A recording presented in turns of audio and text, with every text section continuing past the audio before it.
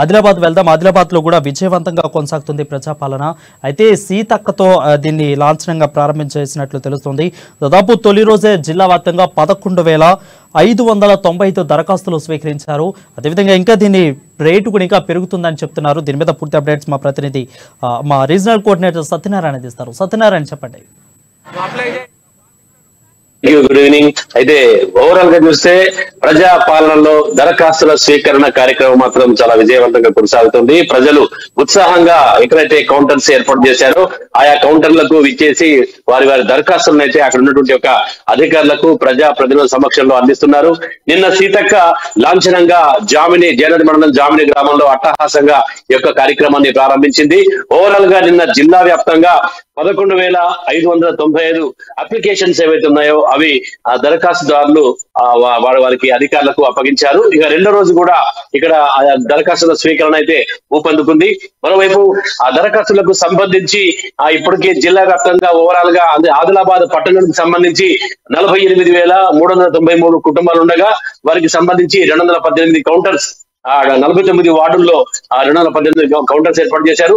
ఇక జిల్లా వ్యాప్తంగా చూస్తే 19,534 అంటే 18 మండలాల్లో 19,534 కుటుంబాలు ఉంటే వారికి సంబంధించి 213 కౌంటర్స్ ఏర్పాటు చేసి ఆయా కౌంటర్ల ద్వారా దరఖాస్తుల స్వీకరణ కార్యక్రమం అయితే దిగ్విజయంగా కొనసాగుతోంది. అయితే ఇవాళే కలెక్టర్ కూడా ఈ యొక్క మీడియా సమావేశాన్ని ఏర్పాటు చేసి ఇందులో కొంతమందికి ఉన్నటువంటి ఒక సందేహాల్ని నివృత్తి చేసేటటువంటి ఒక సందేశం ఇచ్చారు.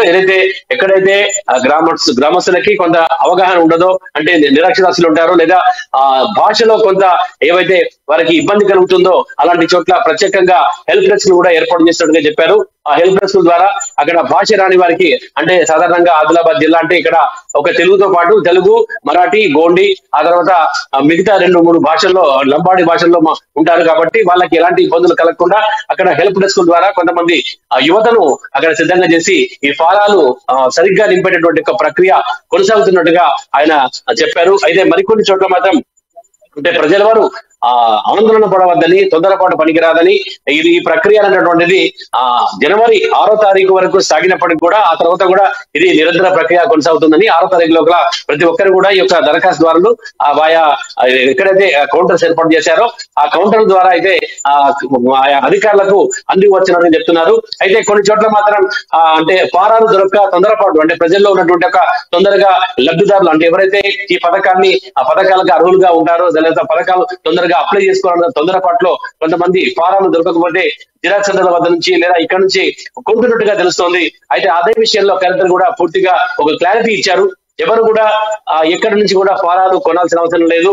ఎవరి దగ్గర కూడా ఎవరైనా ఫారాలు అమ్మితే మటుకు లేదా ఫారాలకి ఇంత సొమ్ము అని కనుక తీసుకున్నట్టయితే వారిపై కఠిన చర్యలు ఉంటాయని చెప్పేసి ఆ సమావేశంలో చెప్పారు. ఖచ్చితంగా ప్రభుత్వం ఎవరైతే ఈ యొక్క దరఖాస్తులు అప్లై చేసుకుంటారో వాళ్ళందరికీ కూడా ఉచిత ఫారాల పంపిణీ కార్యక్రమం అయితే కొనసాగుతోంది. ఫారాల యొక్క ఎక్కడ కూడా కొరత లేదని చెప్తున్నారు. ప్రతి కౌంటర్స్ ఎక్కడైతే ఆయా గ్రామాల్లో కానీ పట్టణాల్లోని వార్డుల్లో కానీ వారికి సంబంధించినటువంటి ఒక దాదాపుగా 100 కుటుంబాలకి ఒక కౌంటర్ చొప్పున ఏర్పాటు, అంటే లబ్ధిదారులు అంటే దరఖాస్తుదారులకి ఇబ్బంది కలగకుండా ప్రతి 100 కుటుంబాలకి ఒక కౌంటర్ చొప్పున ఏర్పాటు చేస్తారని చెప్పారు.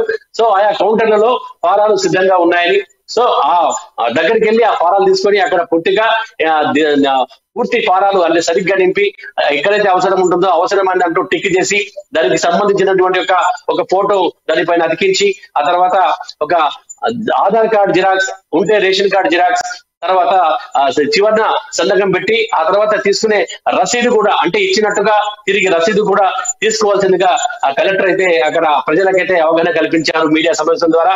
తర్వాత గ్రామాల విషయానికి వస్తే గ్రామాల్లో కూడా ఒక్కొక్క